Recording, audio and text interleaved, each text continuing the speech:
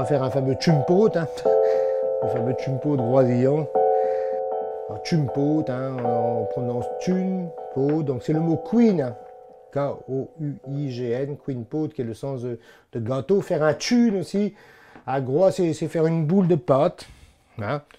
Pot, c'est le récipient. Hein. Bon, c'est une recette que j'ai vue, moi, avec mon père. Je pense que tous les gens ici à Groix ont leur façon de faire le chumpote. Et je pense que tous les gens font du chumpote qui est très, très bon. Alors, donc, je vais faire à ma façon. Et puis, on va voir ce que ça va donner. Alors là, par exemple, je mets 500 g de farine. Donc, j'ai mon kilo aussi. Donc, on va mettre la moitié. Alors, je fais mon petit puits là au milieu. Et là, je casse un œuf. Donc, comme j'ai dit, il y a d'autres personnes qui mettront plus d'œufs, mais bon. Et je commence à le remuer, tranquille, là. Là, je mets bien sûr ma crème fraîche. Alors bon, les gens, il faut dire qu'autrefois, bah, c'était la crème qui venait du lait de la vache. Hein. Donc là, on fait avec, bien sûr, ce qu'on a à l'heure actuelle. Donc, cette crème entière. Je mets quasiment 25-30 centilitres. Il y a certaines personnes, bien sûr, qui mettent moins de crème et qui font, disons, 2 tiers de crème et puis 1 tiers de yaourt. Apparemment, la pâte serait plus légère. Bon, chacun son truc, comme je vous dis, donc je fais moi à ma façon.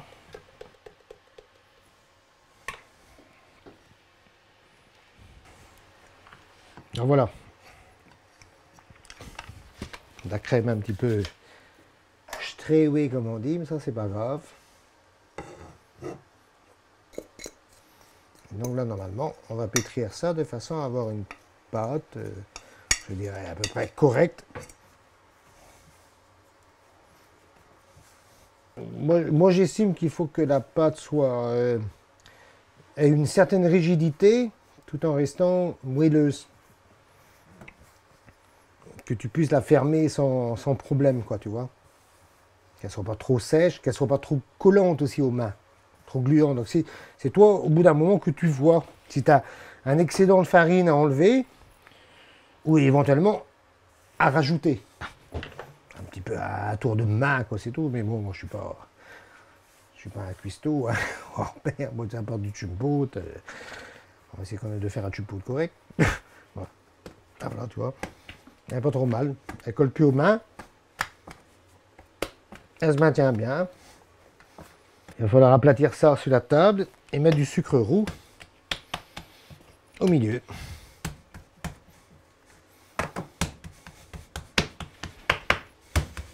Je sens qu'il va être bon, ça.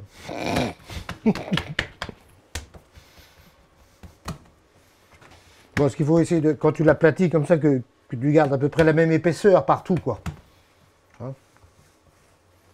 Il faut qu'elle soit assez épaisse aussi pour pas qu'il crève à la cuisson, quoi. C'est ça toujours le. C'est pour ça que ta pâte, bon, je pense, comme j'ai dit, qu'il faut qu'elle soit plus collante, qu'elle soit pas trop sèche, de façon que ta fermeture soit propre, quoi. Et normalement, si ta pâte est, je pense que celle-ci, tu vois, est pas trop mal, ça sera bien hermétique. Ça sera bien, tu vois. Ah, voilà. Bon, c'est comme ça que je vois les choses, hein, mais bon, chacun voit aussi à sa façon, tu vois. Bon, je la prends là, tu vois. Bon. Maintenant, on va garnir ça de sucre mélène, comme on dit, du sucre jaune. Les gens disent du sucre jaune ici à Gros. C'est pas du sucre roux, du sucre jaune. Bon, ici, tu trouves la vergeoise brune, je trouve qu'elle n'est pas trop mal, ce qui était un sucre correct.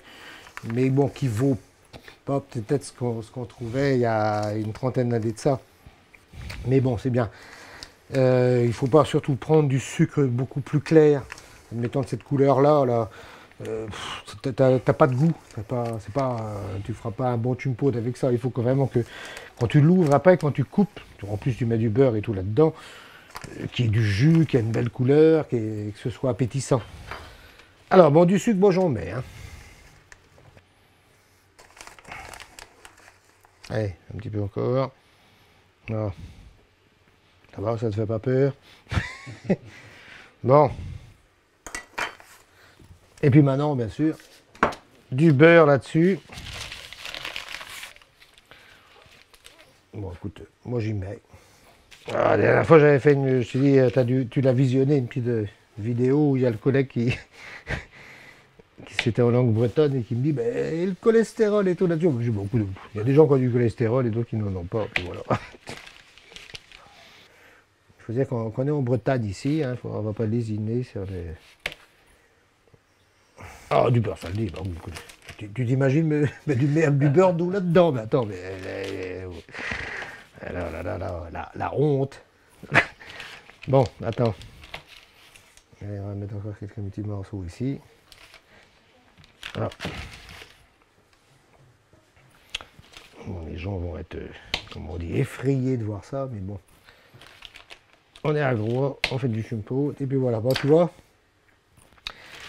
Alors, la façon de fermer, bon, moi, ce que j'ai vu, moi, avec mon père, quand j'étais gamin, tu vois, il faisait un double comme ça. Voilà.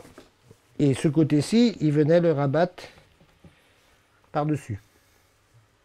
On va faire un double. Voilà. Les bords, il les pliait comme ceci. Là. Il malaxait bien au niveau de la fermeture. Tu le tournes pour le rendre un petit peu rigide. Là, on va mettre un petit peu de farine. Attends,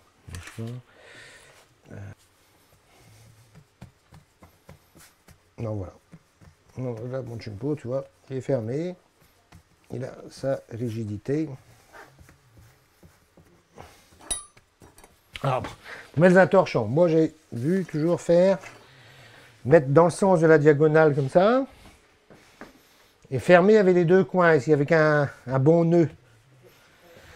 Tu as des gens, par exemple, ils roulent le chumpo là-dedans, qui le serrent. Moi, je fais donc, tu vois, un nœud comme ceci. On a fait du matelotage, donc moi je fais un nœud plat. Tu viens faire un nœud de vache et des quoi louper ton gâteau. Voilà, comme ça. Et des deux extrémités, tu vois, je les coince dessous, là. Comme ça. Alors, c'est un gâteau qui peut s'agrémenter de pruneaux, de raisins. Tu peux faire du chumpo de light, hein, si tu veux. Hein. Mais bon, c'est le vieux gâteau de nos ancêtres, donc il faut peut-être pas trop le déformer. Alors, moi, tu vois, mon au bout après, là, c'est nickel. Donc, j'ai mis une poignée de gros sel dedans. Et là, moi, je le mets, un chumpo comme ça, un bon carreau de minute. Tu vois? Un bon carreau de minute. Hop là. Comme ceci. Tac, voilà. Et je laisse un bouillon dessus, comme ça. Voilà. Donc là, j'ai 7h, bon, disons, 7h30, 8h moins 20, sera bon, quoi. Donc l'idéal, c'est que quand tu le sors, c'est que ton eau soit propre, soit claire, qu'il n'a pas crevé, comme on dit, qu'il n'a pas béré, comme on dit en breton, qu'il n'a pas coulé.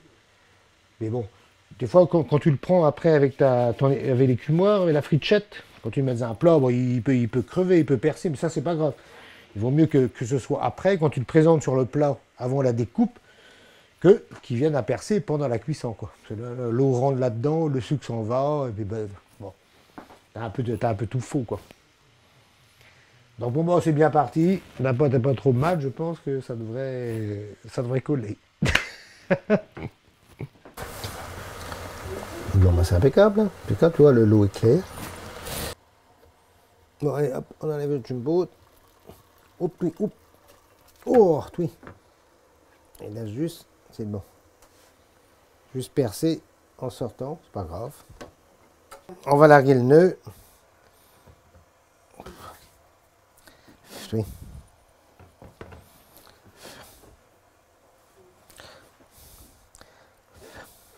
Oui. Il est chaud.